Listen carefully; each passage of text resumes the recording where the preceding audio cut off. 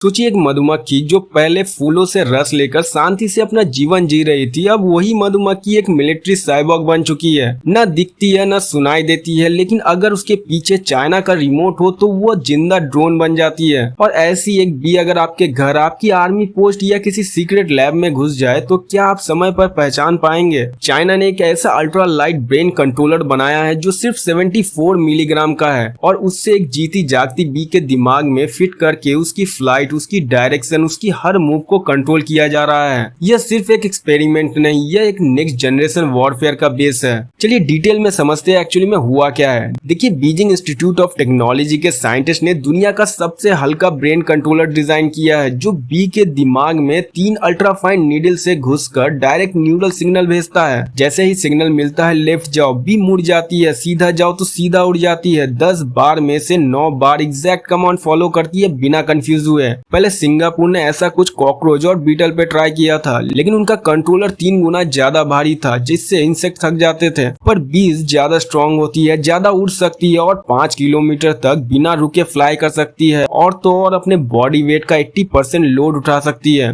China ने controller के circuit को एक पॉलीमर फिल्म पर बनाया है जो बी के पंखों जितनी पतली और फ्लेक्सिबल होती है। इस फिल्म में चिप, इंफ्रारेड रिसीवर और कंट्रोल मॉड्यूल होता है। सब कुछ एक मिनी बैकपैक जैसा होता है। बी के दिमाग में इल्यूजन क्रिएट किया जाता है और फिर डायरेक्शन कंट्रोल होता है। ये टेक्नोलॉजी अभी वायर के थ्रू काम करती है, लेकिन आगे चलकर जब वायरलेस बैटरी और सोलर नैनो सेल आएंगे तो यह बी घंटों तक फ्लाई कर सकेंगी बिना पॉज के। सबसे पहले देखते हैं कि साइबॉर्ग बी का यूज क्या है। देखिए, ये साइबॉर्ग बी सिर्फ एक फ्लाइंग टॉय नहीं है। इसका इस्तेमाल किया जा सकता है मिलिट्री की जासूसी, काउंटर टेररिज्म, ड्रग रैकेट्स और नेचुरल डिजास्टर के रेस्क्यू जैसे ऑपरेशंस में। कोई भी बिल्डिंग जहां ड्रोन अलाउड नहीं है वहां ये बी इजीली घुस सकती है, लाइव फुटेज भेज सकती है, सेंसर एक्टिवेट कर सकती है, ऑडियो रिकॉर्ड कर सकती है और वो भी बिना किसी ह्यूमन रिस्क के मिशन कंप्लीट करके बाहर भी निकल सकती है। ये स्टेल्थ में इंसान और मशीनों से भी आगे है क्योंकि ये नेचर के अंदर घुल जाती है।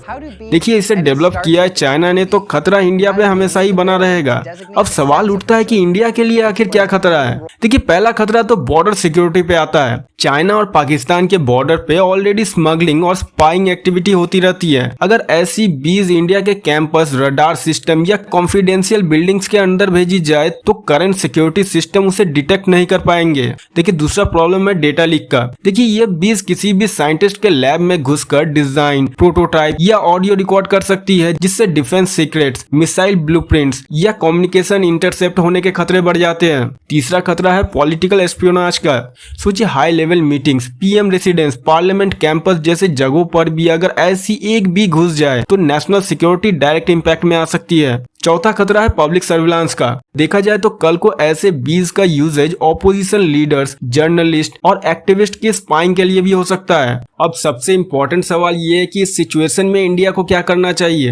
देखो, सबसे पहले तो इंडिया को माइक्रो ड्रोन डिटेक्शन रडार बनाना चाहिए क्योंकि ट्रेडिशनल रडार से बड़े ड्रोन डिटेक्ट करते हैं। इसके लिए इंडिया को micro level flying object detection system develop करना पड़ेगा। इलेक्ट्रोमैग्नेटिक फेंस टेक्नोलॉजी भी बनाना चाहिए। देखो, बी का कंट्रोलर इलेक्ट्रोमैग्नेटिक सिग्नल से काम करता है। ऐसा सिग्नल डिटेक्टिंग वॉल या सेंसर तैयार किया जा सकता है। देखो, हमारे टॉप इंस्टीट्यूट जैसे इसरो, डीआरडीओ, आईआईटी इसका कोलैबोरेशन करना पड़ेगा क्योंकि ये डीप टेक और सेंसिटिव इशू है। इसके लिए गवर्नमेंट को नेशनल लेवल पर एक insect based surveillance counter program launch करना चाहिए। पॉलिसी एंड ट्रेनिंग पर भी ध्यान देना पड़ेगा। देखो, पुलिस और मिलिट्री पर्सनल को माइक्रो साइबॉर्ग टेक्नोलॉजी के खिलाफ ट्रेन किया जाना चाहिए क्योंकि साइबर सिक्योरिटी का स्कोप अब सिर्फ इंटरनेट नहीं, एयर स्पेस तक एक्सपैंड हो गया है। देखो, इस सिचुएशन में फ्यूचर पॉसिबिलिटीज क्या है। अगर चाइना इस रिसर्च में बैटरी इशू सॉल्व कर लेता है और बी का लेग्स, एंटीना, स्टोमक मूवमेंट को कंट्रोल भी कर लेता है तो कल को ये साइबॉर्ग बीज केमिकल सेंसर, मिनी कैमरा या नैनो माइक भी कैरी कर सकेगी। इसका मतलब आप कॉफी शॉप में बैठकर बात कर रहे होगे और एक बी आपके टेबल पर आएगी, रिकॉर्डिंग शुरू हो जाएगी और आपको पता भी नहीं चलेगा।